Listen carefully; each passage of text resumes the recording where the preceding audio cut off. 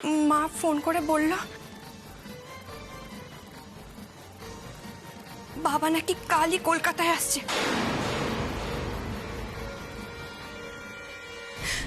তোকে ওই পরীক্ষা সেন্টার থেকে টেনে নিয়ে যাবে।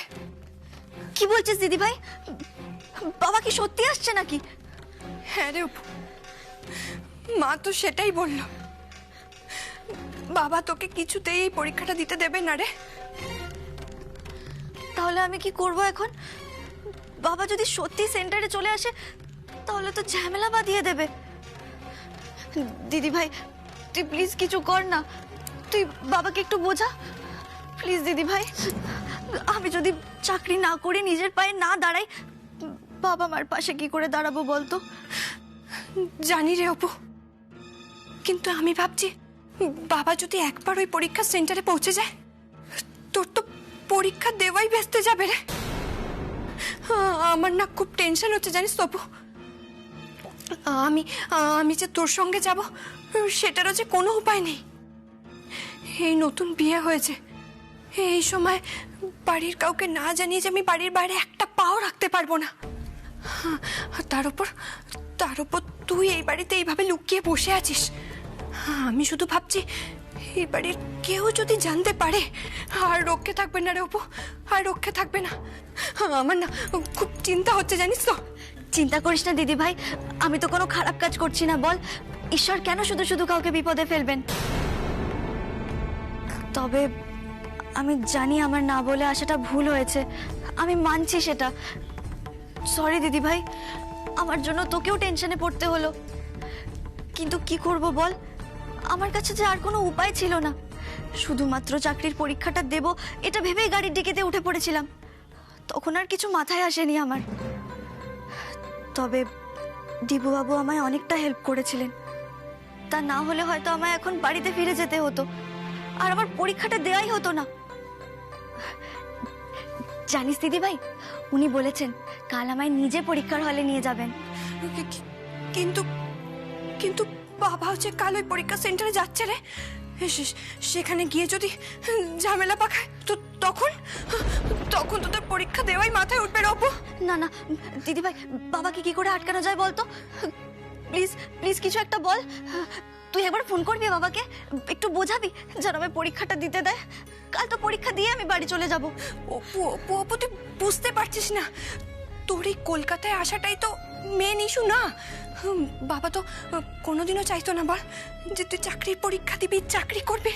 সে তো বাবা বলেই থাকে, প্রায়ই বলে, তাই না বল? আমি আমি চাকরিটা পেয়ে গেলেই দেখবি সব ঠিক হয়ে যাবে। আর চাকরি জানিস, ওই সাধনা ঘটক আজ দুপুরবেলা আমাদের বাড়িতে এসেছিল। বাবাকে বেশ কিছু পাত্রের ফটোও দেখিয়েছে। বাবা তাদের মধ্যে অলরেডি 3 জন পাত্রকে পছন্দ করে ফেলেছে। তাদের মধ্যে যে তোকে পছন্দ করবে বাবা তার সঙ্গে তোর বিয়ে ফাইনাল করে দেবে রে অপু।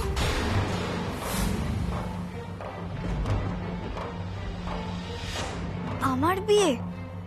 কি বলছিস কি তুই দিদি ভাই?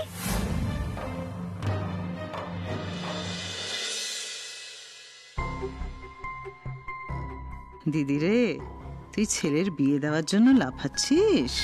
ওদিকে তোর ছেলে তো ঘরে অন্য মেয়ে নিয়ে বসে আছে রে। ছেলের এই স্বভাব যদি বাইরে বেরোয় তাহলে তো তোর হালি শহরের হীরের টুকরো আর থাকবে না। তোর ওই আদর্শ ছেলে তোর মুখেই চুনকালি দেবে রে।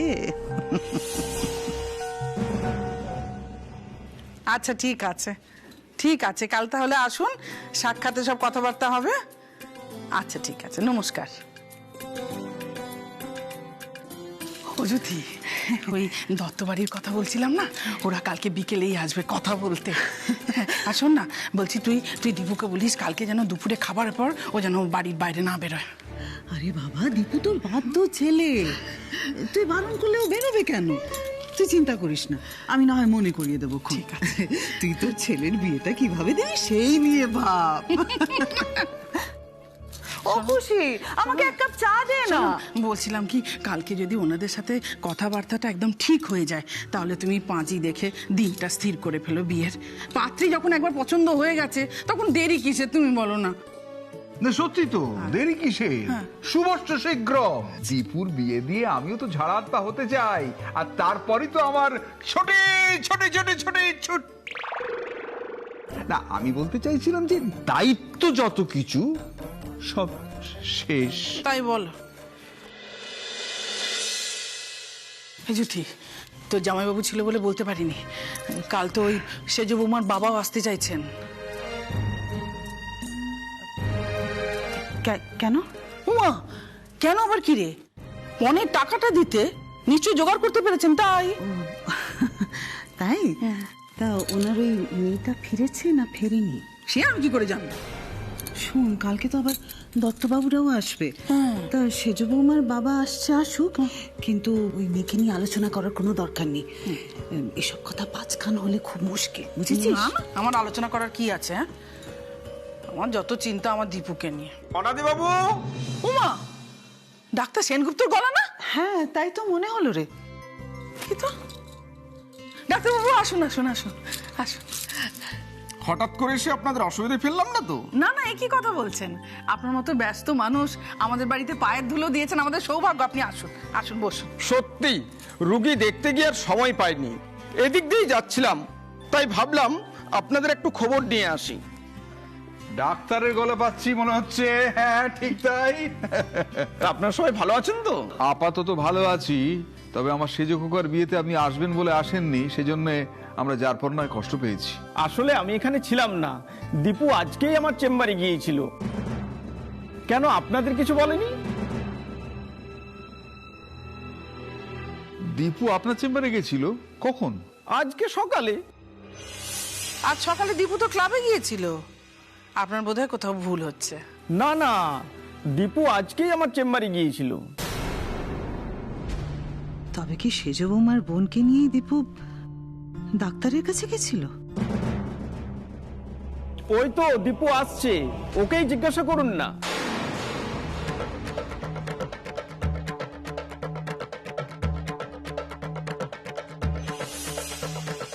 ডক্টর সেনগুপ্ত আজকেই চলে এলেন? এখন যদি মাকে বলে দেন যে আমি একটা মেয়েকে নিয়ে গেছিলাম, সঙ্গে সঙ্গে তো সর্বনাশ হয়ে যাবে। মাকে আমি কি করে ম্যানেজ করব? হে ভগবান, আমি এখন কি করি? কি রে দীপু, ডাক্তারবাবু বলছেন আজকে নাকি তুই ওনার কাছে গিয়েছিলি? মেয়েটি কেমন আছে? হাতের ব্যথা কমেছে? একটা মেয়েকে নিয়ে গেছিলি? কখন? দীপু, তুমি বাড়িতে কিছু বলনি? হ্যাঁ, মানে আসলে আসলে বলা হয়নি। কার হাতে চোট লেগেছিল? আর ডাক্তারের কাছে তুই কখন গেছিলি? ওই ক্লাবে যাওয়ার পথেই বাবা। আমি ঠিক ধরেছি, তার মানে চঞ্চল অপু আর দীপুকেই দেখেছে। কিন্তু দিদি সব জেনে গেলে তো সর্বনাশ। আমার প্ল্যানটাই মাঠে মারা যাবে। এক ঢিলে দুপাখি, তাহলে মারবো কি করে? তুই ক্লাবে যাওয়ার পথে ডাক্তারের কাছে গিয়েছিলি, সেটা আমাকে বলিসনি কেন? তাছাড়া মেয়েটাই বা কে? দীপু কথাটা সকালে চেপে গেছিল। কেসটা কি? কি রে দীপু, চুপ করে আছিস কেন? মা কি জিজ্ঞেস করছে, উত্তর দে। কার কি হয়েছিল? মিথ্যে না বললে এখন বড় একটা ঝড় উঠবে। আর বলো না মা, ওই ক্লাবে যাওয়ার পথেই, বুঝলে, ক্লাবে যাওয়ার পথেই আমি দেখলাম ওই গুপ্ত বাড়ির মেয়েটা রাস্তায় পড়ে গিয়ে হাতে লেগেছে, কি কান্নাকাটি করছে। আর বাড়িতে ওর মা ছাড়া কেউ ছিল না, তাই আমি ওকে ডাক্তারবাবুর কাছে নিয়ে গেছিলাম। গুপ্ত বাড়ির মেয়ে? গুপ্ত বাড়ি কোনটা? ওই ওই স্টেশন রোডের দিকে মা। ওর মাই আমাকে রিকোয়েস্ট করলো, বুঝলে, যে একটু ডাক্তারখানায় যাতে আমি নিয়ে যাই। কি করব বলো, কেউ বিপদে পড়েছে দেখে পাশ কাটিয়ে চলে যাওয়াটা কি ঠিক? না না, সে তো ঠিক নয়। আমি তো জানি তোর মনটা কতটা নরম। কারুর কষ্ট দেখলে তুই তো আবার ঠিক থাকতে পারিস না। আজকে তাহলে আসি। হ্যাঁ রে, গুপ্তবাড়ির মেয়েটার নামটা কি? জানতে পারলে একটু খবর নিতাম। নাম নামটা বাবা, নামটা প্রেসক্রিপশনে কি যেন একটা নাম লিখলাম। কমলা, কমলা কমলা কমলা। কমলা? তাই লিখছিলাম নাকি? হ্যাঁ কমলাই হবে। ও ওদিকে কমলা নামের একটা মেয়ে থাকে তো, আমি তো জানি। জুঠে তুই জানিস? না জানার কি আছে রে দিদি, আমি কি এই এলাকায় নতুন? দীপু যদি চিনতে পারে আমি চিনবো না কেন বল?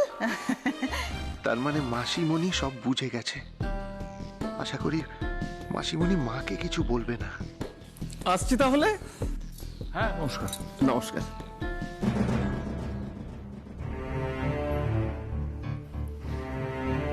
আরে দীপু, এত কিছু ঘটে গেল, কিছুই তো বলিস নি, শুধু ওই ক্লাবের কথা বললে। মা, মানুষের উপকার করতে হয়, আমি উপকার করে দিয়েছি।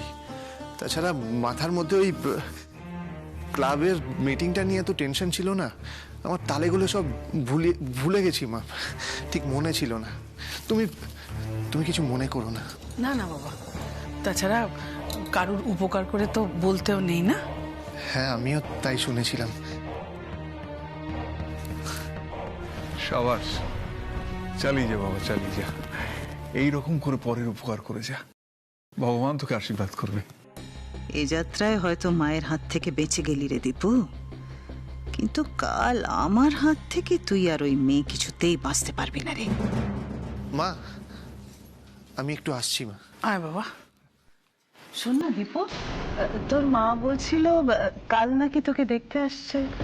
হ্যাঁ রে দীপু, ওই দত্ত কাকুর সঙ্গে কথা হয়েছিল না, কালকেই ওনারা আসছেন। আজকে ফোন করে বললেন। হ্যাঁ তুই যেন কালকে সকালের পর কোথাও বেরোস না বাবা। শোনো না, বলছি তুমি কিন্তু কালকে দত্ত বাবুদের জন্য ভালো মিষ্টি আনবে, তোমার সব মনে আছে তো? নিশ্চয়ই। কাল তো অপুর পরীক্ষা। আমি যা বলেছি তুই কিন্তু তাই করবে। ওই মেয়ে অপু কাল কোনো পরীক্ষা দেবে না, কিছুতেই না। ওকে যেখানে নিয়ে যাওয়ার সেখানেই নিয়ে যাবে, নইলে কি থেকে কি হয় বলা তো যায় না, তাই না?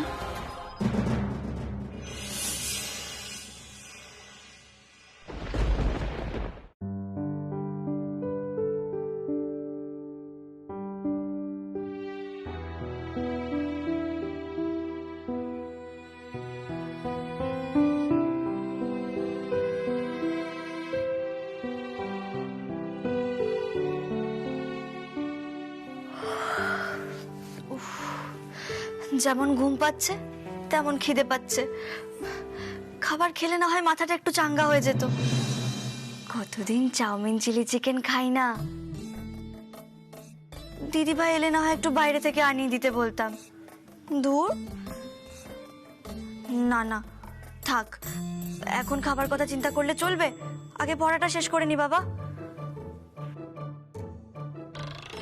ও মা, 10টা তো বেজে গেল দেখছি।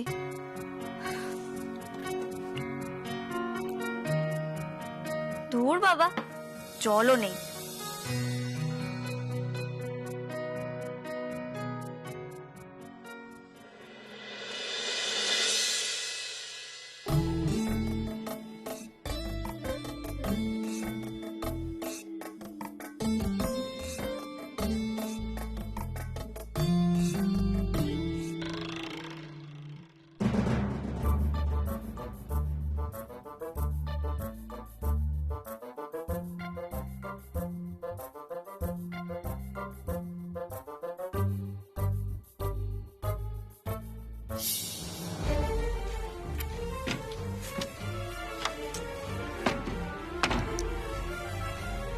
কাউকে তো দেখছি না, সবাই কি খেতে বসে পড়েছে?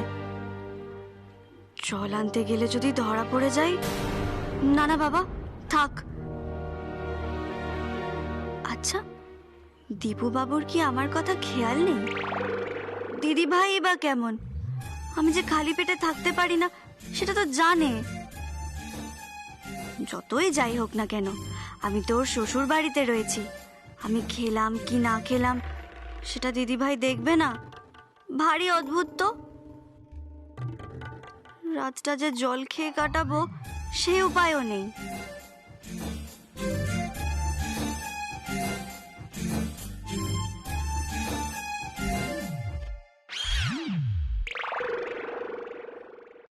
পেটটাও তো কুই কুই করছে।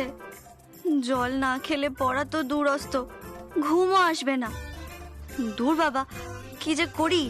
একবার কি নিচে যাব? না না বাবা, আর লুকিয়ে নিচে যাবার রিস্ক নেব না। ওই আন্টিটুকে একটুও বিশ্বাস নেই। গোয়েন্দার মতো যা নজরদারি চালাচ্ছেন, তাতে ধরা পড়ে গেলে আর রক্ষে থাকবে না। রাতটা পেটে কিল মেরেই কাটিয়ে দিই।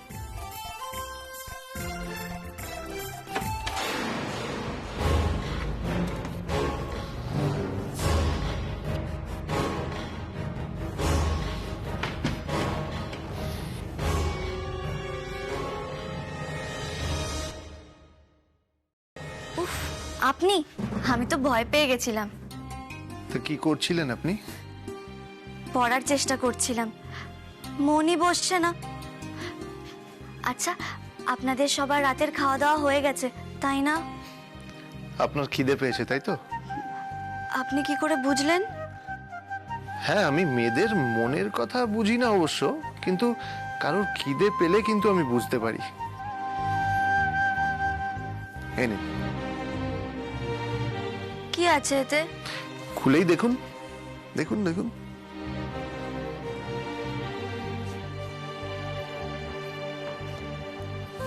বসুন।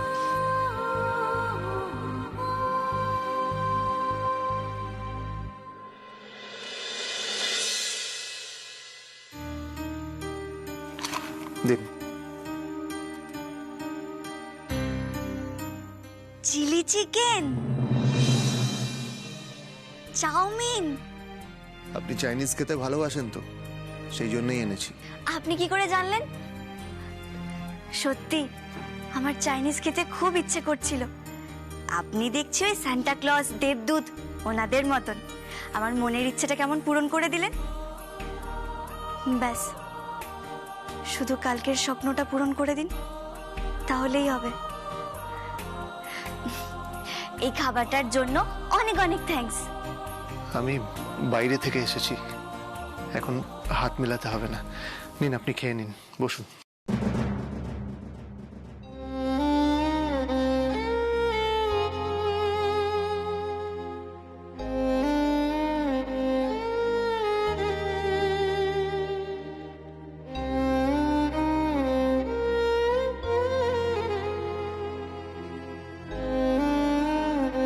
আমি যা বলেছি তুই কিন্তু তাই করবে। ওই মেয়ে অপু কাল কোনো পরীক্ষা দেবে না, কিছুতেই না।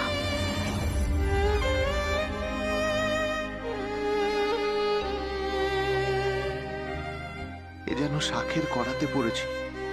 কি করে যে কি করব আমি ভেবেই পাচ্ছি না।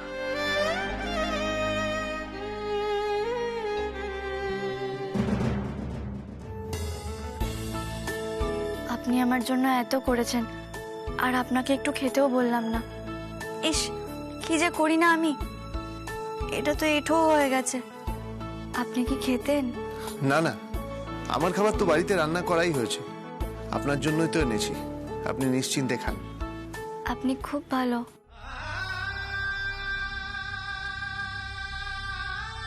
কত সরল মনে আমায় বিশ্বাস করছে ও। আমি কি করে ওর ভরসা ভাঙি?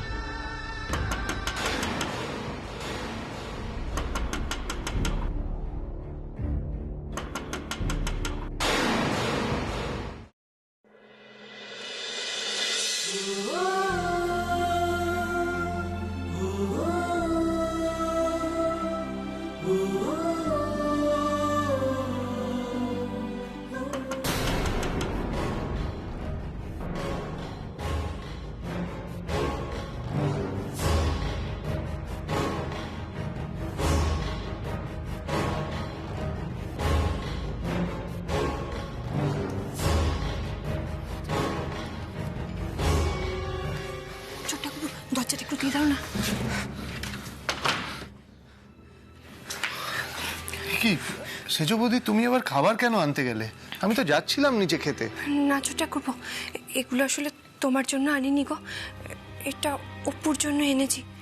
নিচে দেখলাম এখনো কেউ খেতে বসেনি, সেই সুযোগে এগুলো নিয়ে এসেছি। কিন্তু অপুটাকে দেখছি না, ও কোথায় গো? ওই যে তোমার বোন, দেখো।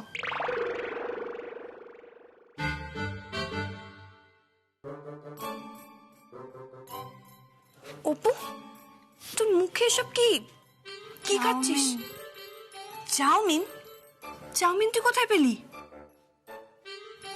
ছোট্টা করবো, ও চাউমিন কোথায় পেলো গো? আমি এনে দিয়েছি। আসলে আমি বুঝতে পারিনি যে তুমি লুকিয়ে লুকিয়ে ওর জন্য এত খাবার আনতে পারবে। আর উনি তো খিদে সহ্য করতে পারে না, সেটা তো আমি জানি। তাই পাশের দোকান থেকে ওনার জন্য চাউমিন আর চিলি চিকেন এনে দিলাম, ওটাই খাচ্ছে এখন উনি। জানো তো, ও চাইনিজ খেতে খুব ভালোবাসে। চাইনিজ পেলে ওর আর কিছু লাগবেই না। কিন্তু কিন্তু ছোট্টা করবো, এখন আমি এই খাবারগুলো কি করব বলো তো? হ্যাঁ রে অপু, তুই কি রে, তোর জন্য আমি খাবার নিয়ে এলাম আর তুই চাইনিজ খেয়ে নিলি? বল। সরি দিদি ভাই, আজকে চাউমিনটা খেয়ে নি। ডাল, মাছ, ভাত এসব তো আমি রোজ খাই বল। জানিস তো, কিছুক্ষণ আগে আমি তোর আর দীপু বাবুর ওপর খুব রাগ করছিলাম। ভাবছিলাম তোরা দুজন হয়তো আমার কথা ভুলেই গেছিস, কিন্তু দেখ তোরা এখন দুজনেই আমার জন্য খাবার এনে দিয়েছিস। তোরা দুজনেই খুব ভালো। Thank you so much. Thank you so much. এই অপু, তুই এবার থামবি প্লিজ। বলছি ছোট্টা করবো, এখন আমি এই থালাটা নিয়ে কি করবো বলো তো? নিচে এতক্ষণে বোধহয় ওরা খেতে বসে গেছে জানো। এই থালা নিয়ে এখন আমি নামতে পারবো না। আমি এখন কি করবো বলো তো? ছোটদা, এই ছোটদা ভাই, ছোটদা, এই ছোটদা। কি রে, কি হয়েছে তোর? সারা দিচ্ছিস না কেন? তুই খেতে যাবি না? হ্যাঁ, ওই সেজ বৌদি, এটা কার খাবার গো? ছোটদা ভাইয়ের?